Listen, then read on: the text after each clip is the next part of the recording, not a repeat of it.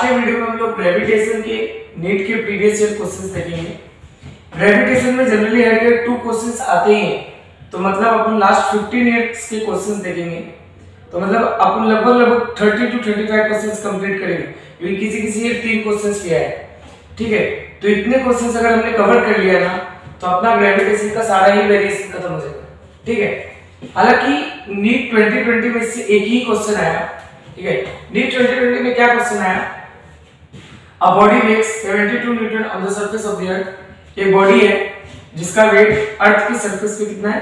72 Newton है। ठीक है, what is the gravitational force on it at height equal to half of the radius of the earth. उसने पूछा कि gravitational force बता दो या वेट बता दो किस हाइट पर, जिस पर हाइट आपको कितना लेना है? r/2, मतलब अर्थ के रेडियस का हाफ लेना। ठीक है, अब आप दो बातें सुनो। सबसे इंपॉर्टेंट बात कि मान लीजिए अर्थ है जिसका रेडियस r है और इसका मास कैपिटल M। तो अगर कोई बॉडी इसके सरफेस पे होता है ना, तो अपन बोलते हैं उस पे जो एक्सेलरेशन ड्यू टू ग्रेविटी आता है सरफेस पे, वो gm/कैपिटल R स्क्वायर आता है, बराबर। और अगर किसी पर्टिकुलर हाइट पर पूछूं मैं g, तो उसका फार्मूला आता है gh=gm/r + h the whole square. क्या यहां से आपको पता चल रहा है gm g0r²? तो आप gm g0r² लिख दो divide by r + h the whole square.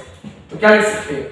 g0 * r/r + h the whole square gh।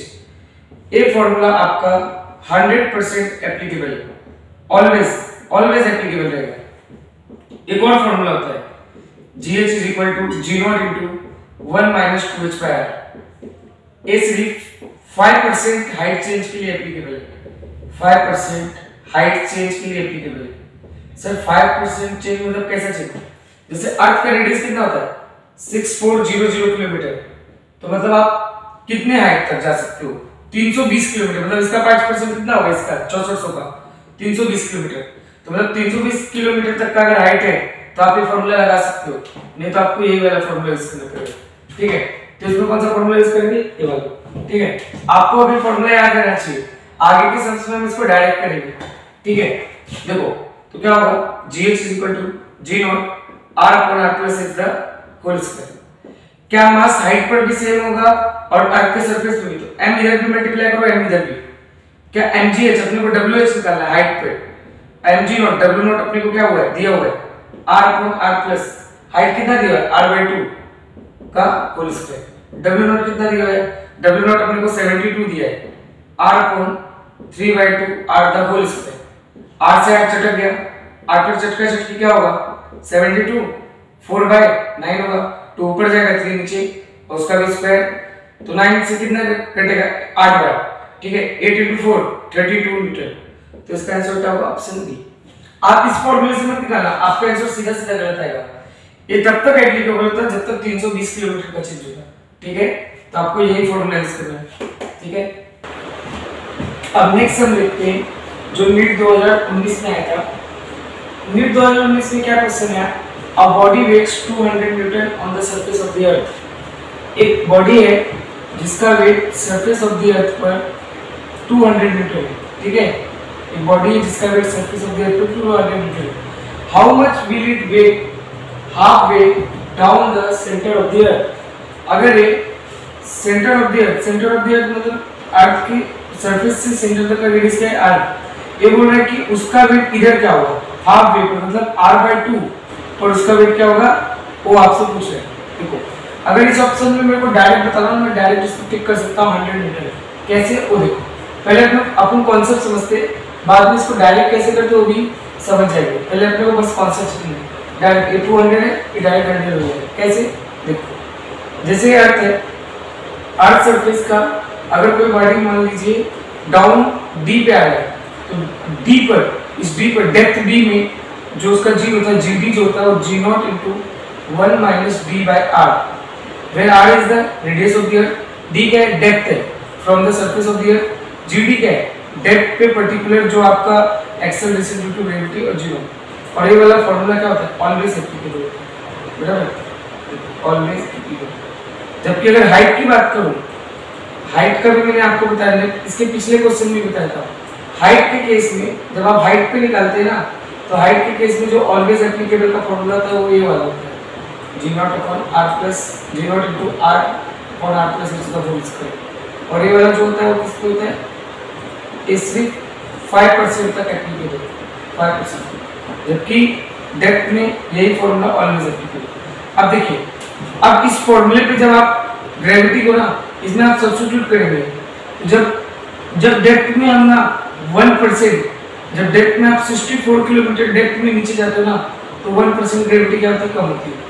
फिर उसी तरह 640 किलोमीटर जाओगे तो कितना परसेंट कम होगा, 10% कम होगा।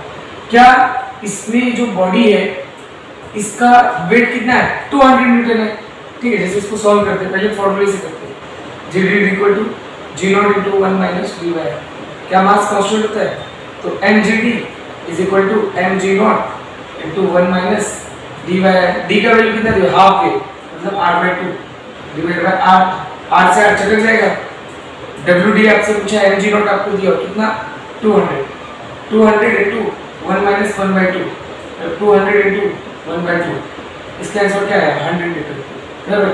बट मैंने आपको डायरेक्टली बता दिया था। डायरेक्टली कैसे होगा, देखो, जैसे पूरे अर्थ का सेंटर तक अगर आप जाओगे तो सेंटर तक क्या होता है डिस्टेंस, 6400 किलोमीटर, जो कि अर्थ का रेडियस है। तो और क्या इसमें फॉर्मूला होता है, ये वाला फॉर्मूला होता है ऑलवेज एप्लीकेबल। तो अर्थ में जब आप 64 किलोमीटर नीचे जाते हो ना तो ग्रेविटी 1% डिक्रीज होगी, तो मतलब 640 जाकर कितना होगा, 10%। क्या कोई बॉडी यहाँ r/2 नीचे आ रही है, r/2 अगर कोई बॉडी नीचे आ रही है तो इसका मतलब क्या, वो बॉडी 3200 किलोमीटर नीचे आ रही है, तो क्या मास तो चेंज होता ही नहीं है। तो अगर उसका वेट सरफेस पे 200 न्यूटन है और अगर आप r/2 नीचे आ रहे हो, मतलब 50% नीचे आ रहे हो, तो आपका वेट भी क्या होगा, 50% कम हो जाएगा, बस क्या ऐसा 100 मीटर है। सर क्या ऐसा हाइट पर भी, तो नहीं, हाइट पर ऐसा नहीं था, हाइट पर 5% तक होता है, मतलब कि अगर आप हाइट पर 32 किलोमीटर ऊपर जाओगे ना तो 1% ग्रेविटी कम हो जाएगी। ठीक है, इसी तरह 64 जाओगे तो 2%, इसी तरह आप 160 किलोमीटर तक आओगे ना, हाइट पे 160 किलोमीटर ऊपर है तो 5%। बट हाइट पे इसके आगे फॉर्मूला एप्लीकेबल नहीं होता ये वाला फॉर्मूला, क्योंकि ये जो अपन वैल्यू है इस फॉर्मूले से निकालते हैं, तो ये फॉर्मूला सिर्फ 5% तक होता है। तो हाइट के केस में आपको सिर्फ एक वैल्यू इधर ही तक देख सकते हो, जबकि डेप्थ के केस में ये आप एंड तक दे सकते हो। ये फॉर्मूला ऑलवेज एप्लीकेबल होता है, ऐसा वाला फॉर्मूला। तो 6400 किलोमीटर तक आप जब तक नीचे आओगे तब 100% जी कम हो जाएगा, मतलब जी 0 हो जाएगा सेंटर पे, बराबर। ठीक है, तो इसमें आप डायरेक्ट कर सकते हैं, तो इसका आंसर डायरेक्ट 100 मीटर होगा। तो आप डेप्थ में डायरेक्ट बता सकते हो। अगर कभी मान लीजिए क्वेश्चन पूछा कि सरफेस पे मान लीजिए 200 मीटर है तो r/3 डेप्थ में गया, डेप्थ में r/3 गया, क्या 1/3 में नीचे चला गया तो 150 कम कर दो, कितना आंसर आ जाएगा, डायरेक्ट 50 मीटर। और इससे भी आप सॉल्व कर सकते हैं इस फॉर्मूले से। ठीक है, अब नेक्स्ट क्वेश्चन देखते हैं, जो दूसरा क्वेश्चन नीट 2019 में आया। ठीक है, जनरली इससे दो ही क्वेश्चन आते हैं। ठीक है, दो क्वेश्चन फिक्स है इससे, बस 20 में उसमें सिर्फ एक पूछा। ठीक है, नेक्स्ट क्वेश्चन क्या पूछा है, the work done to raise a mass m from the surface of the earth to a height h which is equal to the radius of earth. ठीक है, आपको क्या बोल रहा है, जैसे ये अर्थ है, अर्थ पर एक मास m है। ठीक है, उस मास को तुमने हाइट h पर इधर से उठा के उसको हाइट h पर लेके जाना है, इस सरफेस से उठा के हाइट h पर लेके जाना। और हाइट h का भी जो हाइट h है वो भी रेडियस ऑफ अर्थ के इक्वल के बराबर है, मतलब हाइट की जो वैल्यू है वो भी रेडियस ऑफ अर्थ के बराबर है। तो यहाँ से यहाँ तक उठा के लाने पर आपको वर्क कितना पड़ेगा। देखो क्या वर्क डन हो रहा है, हम लोग कर रहे हैं ना वर्क डन, तो जो खुद से करते हो एक्सटर्नल वर्क डन होता है। एक्सटर्नल वर्क डन किसके बराबर होता है, डेल्टा यू के बराबर, change in potential energy, final minus initial potential energy. अब क्या final potential energy height h पे है, तो क्या होगा पोटेंशियल एनर्जी का फॉर्मूला, पोटेंशियल एनर्जी का फॉर्मूला किसी हाइट h पर होता है minus gmm upon r plus h। ठीक है, तो इसको क्या लिखेंगे, minus gmm upon r plus h, क्योंकि ये फाइनल है। ठीक है, अब माइनस, अब क्या इनिशियल है, क्या यहाँ से आप उठा रहे, क्या यहाँ से उठा रहे, तो मतलब सरफेस पे जो पोटेंशियल एनर्जी होता है वो माइनस gmm बाय r होता है, तो क्या हो जाएगा माइनस gmm बाय r हो जाएगा। ठीक है, अब आपको क्या करना है, सिंपली पहले आप इसको सिंपलीफाई कर लीजिए थोड़ा, minus gmm upon r plus h plus GMM upon R, ठीक है। क्या इसको मैं ऐसा लिख सकता हूँ, GMM कॉमन लेते, G capital M small m divide by 1 upon R minus 1 upon R plus H। क्या H की वैल्यू आपको कैपिटल R के बराबर दी है, तो क्या हो जाएगा GMM 1 upon R minus of R plus R। क्या H की वैल्यू R दी तो 1 अपॉन 2R हो जाएगा, ठीक है। क्या 1 तो क्या इसको ऐसे लिख सकते GMM, इसको पूरा कर लेते, ठीक है। 2R minus R divide bye 2R का स्क्वायर। क्या इसको लिख सकते GMM 2R में से हट गया तो R बचा डिवाइड बाय 2R का स्क्वायर, तो इसको काटा तो क्या आएगा GMM बाय 2R, ठीक है। तो वर्क कितना है GMM बाय 2R। अब वर्क का value GMM G capital M small m by 2R, उस टर्म में तो आंसर ही नहीं दिया, तो क्या इसको चेंज करेंगे। ग्रेविटेशनल फोर्स क्या होता है, स्मॉल g की value GM upon capital R square, ठीक है। तो आप इसको स्मॉल g की टर्म में करो, ठीक है। तो क्या इसको मैं ऐसे लिख सकता हूँ, इसको ऐसे लिख सकते हैं ना, इसको मैंने R स्क्वायर किया, R को मैंने R स्क्वायर किया, तो क्या ऊपर भी R मल्टीप्लाई करना पड़ेगा। अब क्या GM R स्क्वायर हो गया, GM बाय R स्क्वायर, तो क्या ऐसा लिख सकते हैं M small g capital R divide by 2, तो W is equal to M small g capital R divide by 2।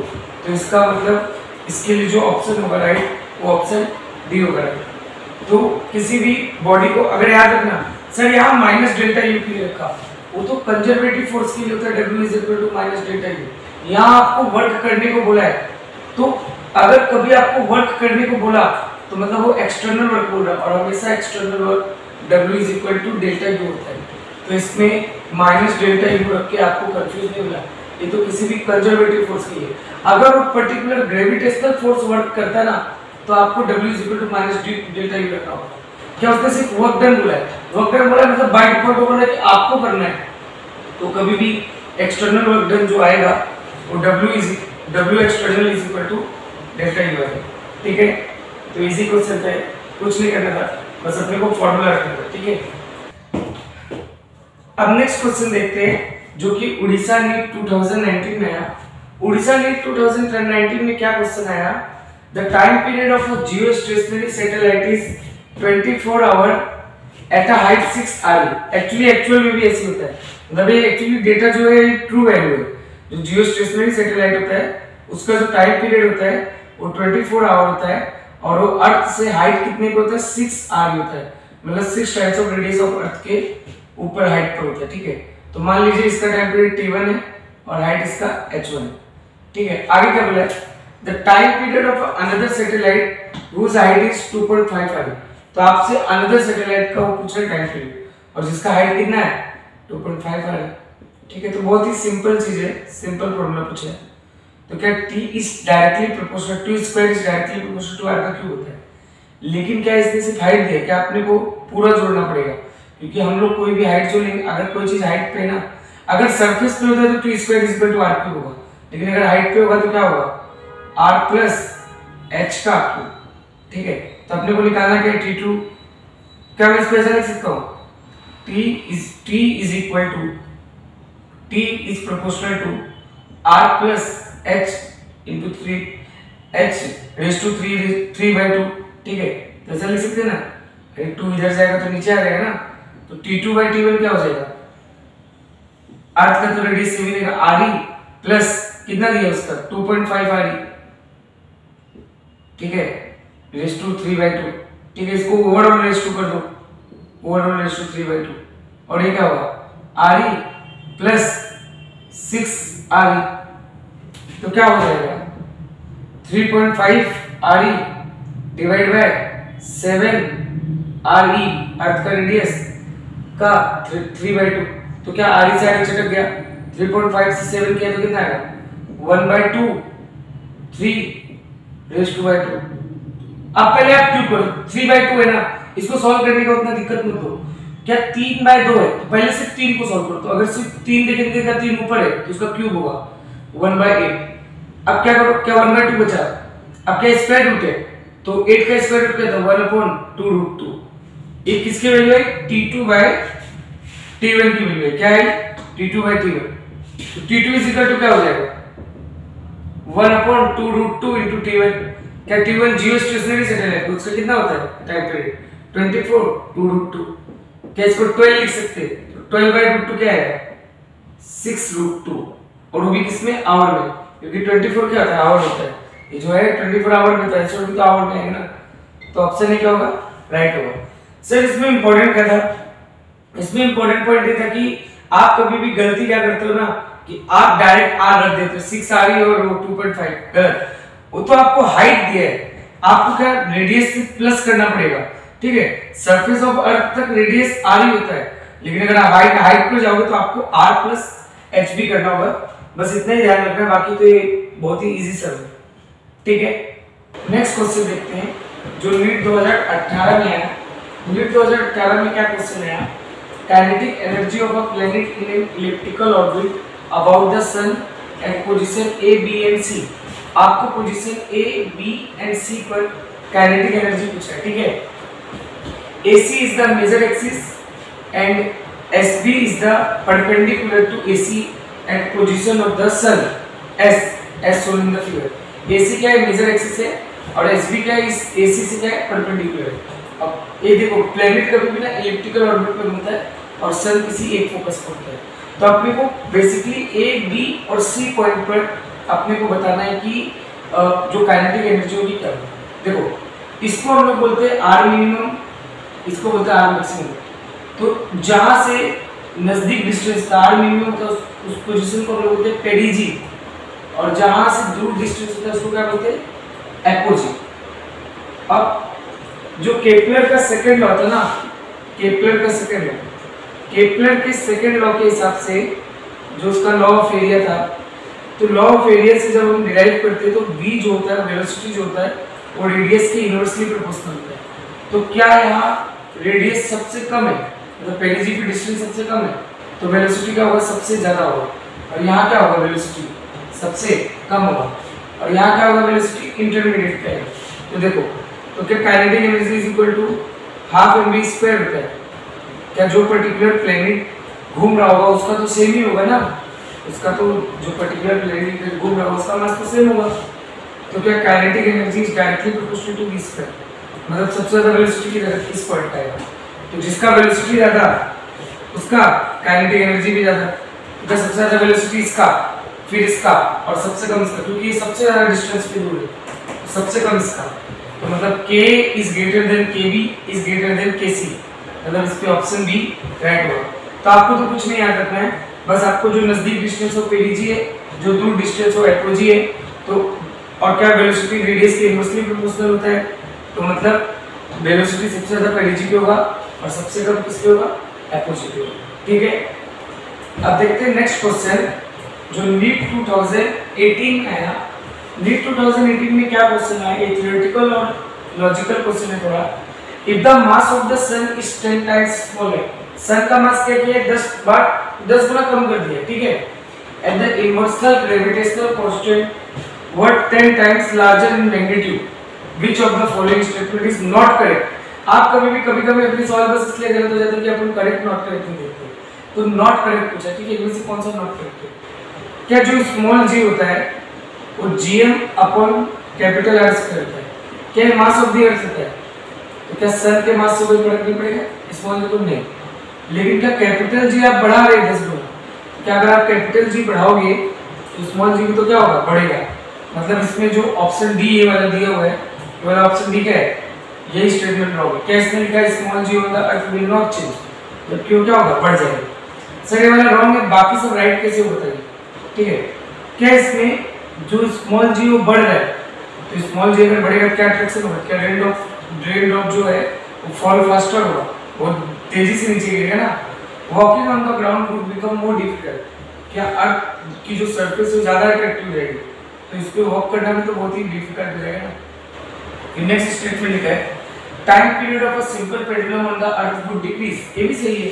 Time period क्या होता है, p = 2 रूट ऑफ l/g। क्या g जो है वो बढ़ गया स्मॉल g, तो t क्या हो जाएगा कम हो जाएगा। मतलब a b c ये तीनों स्टेटमेंट सही है। ऑप्शन डी जो है वो रॉन्ग है, क्योंकि g स्मॉल g जो होना चाहिए वो बढ़ना चाहिए, जबकि यहाँ नॉट चेंज लिखा है। ये बहुत ही अच्छा थ्योरेटिकल क्वेश्चन है, ठीक है। अब नेक्स्ट क्वेश्चन देखते हैं जो कि नीट 2017 में पूछा था। नीट 2017 में क्या पूछा?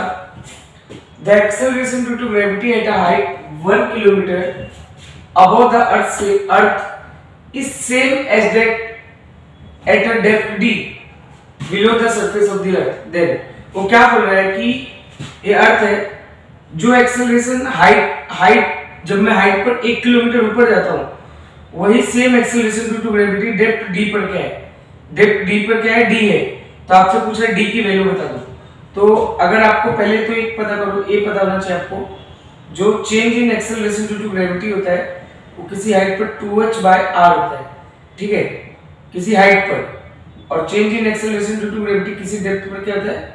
d/r। लेकिन याद रखो ये सिर्फ 5% है। कब तक? 5। और ये ऑलवेज, ठीक है, 5% मतलब कितना किलोमीटर हो गया? 320 किलोमीटर, क्योंकि अर्थ का रेडियस कितना होता है? 6400, ठीक है। अब कब दोनों इक्वल हो जाएगा? तो कब इक्वल होगा? देखो, क्या delta GH/G is equal to delta GD/G equal हो जाता है। तो 2h/r is equal to d/r। तो r से r चटक गया, r पर चटका चटकी क्या होगा? d is equal to 2h। Height कितना दिया है? 1 किलोमीटर, तो 2 into 1 मतलब 2 किलोमीटर। मतलब जब आप हाइट पे 1 किलोमीटर हो और डेप्थ पे 2 किलोमीटर रहोगे तो आपको एक्सेलरेशन ड्यू टू ग्रेविटी जो है वो आपको सेम मिलेगी। तो इसका आंसर आ जाएगा सी। तो ये बहुत ही इजी क्वेश्चन था जो कि नीट 2017 में एक क्वेश्चन ऐसा वाला भी पूछा था, ठीक है। और अगर मैं बात करूं ना तो एक्सेलरेशन ड्यू टू ग्रेविटी से अगर देखा जाए ना, उसका जनरल फॉर्मूला gm/r² या फिर उसका जो हाइट का जो ऑलवेज एप्लीकेबल वाला फॉर्मूला g0r/r+h² और डेप्थ का, इस सब का वेरिएशन हर साल किसी न किसी से एक ना एक क्वेश्चन आ ही जाता है, ठीक है। तो ये बहुत ही इंपॉर्टेंट है gravitation, acceleration due to gravity. अब नेक्स्ट क्वेश्चन देखते हैं, जो दूसरा क्वेश्चन नीट 2017 में आया था। नीट 2017 में जो दूसरा क्वेश्चन था थ्योरेटिकल था, ठीक है। जनरली ग्रेविटेशन से थ्योरेटिकल सवाल भी वो पूछ लेते हैं। तो थ्योरेटिकल सवाल ये आया, 2 astronaut are floating in a gravitational free space, ठीक है, after having lost contact with their spaceship, ठीक है। मतलब उसने बोला कि 2 एस्ट्रोनॉट है जो फ्लोट कर रहे हैं ग्रेविटेशनल फ्री स्पेस में, फ्लोट कर रहे हैं, उन्होंने अपना कांटेक्ट खो चुका है स्पेसशिप से, द टू वी। तो ये जो 2 एस्ट्रोनॉट्स है, ये जो 2 बंदे एस्ट्रोनॉट्स है, ये क्या करेंगे? मूव टुवर्ड्स ईच अदर, एक दूसरे के पास आएंगे, move away from each other, दूर जाएंगे, या फिर स्टेशनरी रहेंगे, या फिर जो फ्लोट कर रहे हैं वो लोग सेम डिस्टेंस पे एक दूसरे के बीच में फ्लोट कर रहे हैं, ठीक है। देखिए, अगर वो कांटेक्ट अपने लॉस कर गए, लेकिन क्या इसका भी मास कुछ होगा? इस एस्ट्रोनॉट का, क्या इसको एस्ट्रोनॉट का भी कुछ मास होगा? क्या इस एस्ट्रोनॉट, इन दोनों के मास की वजह से इनके ऊपर ग्रेविटेशनल फोर्स लगेगा Gm1m2/r²। तो क्या ग्रेविटेशनल फोर्स जो होता है वो अट्रैक्टिव होता है, और अगर फोर्स अट्रैक्टिव है तो दोनों जो बॉडी है, जो दोनों एस्ट्रोनॉट्स है, वो क्या करेंगे? Move towards each other. तो इसका जो होगा ऑप्शन ए राइट हो जाएगा। तो इसमें ज्यादा कुछ सोचना नहीं है, एकदम इजी सवाल है। और कोई फोर्स लगेगा भी नहीं, सिर्फ ये ग्रेविटेशनल फोर्स ही लगेगा। और अगर मास है तो दो मास के बीच में जो फोर्स आता है वो ग्रेविटेशनल फोर्स ही होता है। तो ये दोनों मूव टुवर्ड्स ईच अदर वाला ऑप्शन ए राइट हो जाएगा। अब नेक्स्ट क्वेश्चन देखते हैं, जो कि नीट फेस 1 2016 में आया। नीट फेस 1 2016 में जो क्वेश्चन आया वो क्या क्वेश्चन था ग्रेविटेशन से? वो क्वेश्चन एक्चुअली एस्केप वेलोसिटी का था। उसमें बोला the ratio of escape velocity at earth, जो अर्थ की एस्केप वेलोसिटी v है, to the escape velocity at planet, तो v/vp उसने पूछा है, whose radius and mean density are twice as that of earth। तो जो प्लैनेट है उसका रेडियस अर्थ के रेडियस से दोगुना है, और साथ में उसका जो डेंसिटी है प्लैनेट का वो भी अर्थ के डेंसिटी से दोगुना है, ठीक है। तो सबसे पहले अपन एस्केप वेलोसिटी निकालते हैं। एस्केप वेलोसिटी क्या होता है? √2gm/R। बट यहाँ रेडियस तो है, डेंसिटी तो है नहीं, तो डेंसिटी को निकालेंगे अपने को मास को कन्वर्ट करना पड़ेगा, ठीक है। तो 2g तो कांस्टेंट है, उसको ऐसे ले दो, मास क्या हो जाएगा? Density into volume by r। ठीक है, तो एक्सप्रेशन आपको एक्चुअली पता भी होना चाहिए। तो 2g डेंसिटी क्या होगा, डेंसिटी तो रो ही रहेगा। वॉल्यूम क्या होगा, स्फीयर का वॉल्यूम। क्या अर्थ एक सॉलिड स्फीयर की तरह है, तो स्फीयर का वॉल्यूम होगा 4/3 पाई r का क्यूब और डिवाइड बाय r। तो r से r क्यूब में चटकाओगे तो क्या बचेगा, r स्क्वायर बचेगा। तो क्या ultimately v is equal to, अपने को चाहिए क्या, अपने को तो बस r और रो चाहिए, ठीक है, बाकी सब तो कांस्टेंट है ना। तो रो इनटू r स्क्वायर, क्या इसको लिख सकते हैं, v is directly proportional to r into root of rho. ठीक है, आपसे क्या पूछा है, velocity of earth divide by velocity of planet, इसके वेलोसिटी का उनका रेशियो पूछा, क्या हो जाएगा, re upon rp into root of rho e upon rho p। ठीक है, तो re अपॉन 2re हो जाएगा, ठीक है, रो e अपॉन 2 रो p हो जाएगा, रो e हो जाएगा। तो रो e से रो e चटक गया, re से re चटक गया, क्या आ जाएगा 1/2 रूट 2। तो scale velocity at earth to the state velocity at planet जो आएगा उसका आंसर होगा 1:2 रूट 2। तो इसका आंसर डायरेक्ट दिया जाएगा। और वैसे भी आपको स्केल वेलोसिटी का आपको डेंसिटी के टर्म में ये वाला भी एक्सप्रेशन आना चाहिए। तो क्या ये r बाहर आ जाएगा, तो 2 ये क्या हो जाएगा 2 और 4/3, तो 8/3 g रो 8/3 g रो पाई, ये आपको पता होना चाहिए। ये वाला कभी-कभी एक्सप्रेशन भी डायरेक्ट आपसे पूछ सकता है, ठीक है, बाकी ये सब तो इजी है। तो आप ये भी याद रख सकते हो, direct scale velocity is directly proportional to r into root of density. ठीक है, तो ऑप्शन डी राइट हो जाएगा। क्वेश्चन बहुत ही इजी है, ठीक है। अब नेक्स्ट हम देखते हैं जो कि नीट फेज 1 2016 में जो दूसरा क्वेश्चन था। अब वो दूसरा क्वेश्चन देखते हैं। नीट 2016 में जो दूसरा क्वेश्चन था वो थोड़ा सा सोचने वाला क्वेश्चन है, थोड़ा मतलब आपने को डिराइव करना था। मतलब अगर मैं बोलूं तो पिछले 5 साल में जो 20 से लेकर 15 से 20 16 से 20 तक के क्वेश्चन आए ना, उनमें यही एक क्वेश्चन जो थोड़ा सोचना पड़ता है। ठीक है, इसमें क्या पूछा है, at what height from the surface of the earth, किस हाइट पर the gravitational potential and the value of g are -5.4 into 10⁷ joule पर किलोग्राम एंड 6 मीटर पर सेकंड स्क्वायर रिस्पेक्टिवली। तो पूछा जाता है किस हाइट पर ग्रेविटेशनल पोटेंशियल जो v है वो -5.4 into 10⁷ और जो एक्सेलरेशन ड्यू टू ग्रेविटी वो 6 हो जाएगी। ठीक है, और उसमें अपने को अर्थ का रेडियस कितना लेना है 6400 किलोमीटर। ठीक है, तो पहले इसको ध्यान से देखो, ग्रेविटेशनल पोटेंशियल क्या होता है अर्थ सरफेस पे -gm/r। ठीक है, और अगर किसी हाइट पर देखेंगे तो -gm/r+h। ठीक है, अब मैं बोलूं कि एक्सेलरेशन ड्यू टू ग्रेविटी किसी हाइट पे क्या होता है gm/r+h द होल स्क्वायर किसी हाइट पर, या फिर उसी को बोल सकते हैं कि g0 into r/r+h the whole square. But अपने को आज इस फॉर्मूले का काम, ठीक है, क्या मैं gh को ऐसे लिख सकता हूं gm/r+h into r+h। तो क्या gm/r+h, तो इसका क्या फॉर्मूला हो जाएगा gh is equal to -vh।